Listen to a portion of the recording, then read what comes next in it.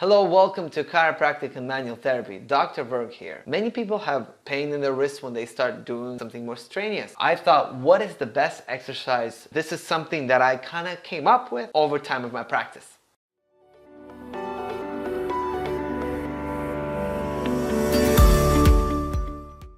For this exercise, I like to use a TheraBand. First, you put your hand with all the fingers except the thumb into the band. Then you move your thumb right under both of those bands.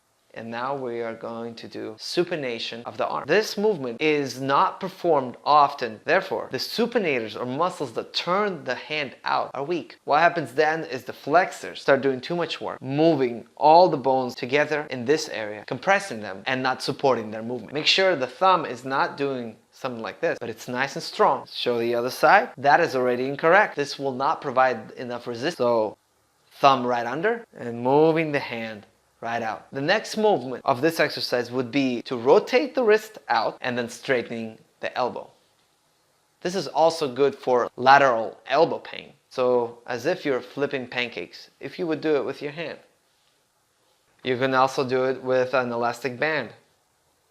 Same thing. What I would just want to say is, if you have wrist pain, try to do this exercise, but try often enough and long enough to see if it will help. And usually, you'll find your wrists getting stronger and them getting better. Also, sometimes you need chiropractic care or manual therapy on the ligaments all around the wrist to make sure that every cause of the pain is resolved. If you get in a car accident and you hurt your wrist, make sure to stop by the office, call in, and I'll be able to treat the wrist, the elbow, and everything else that you might have injured.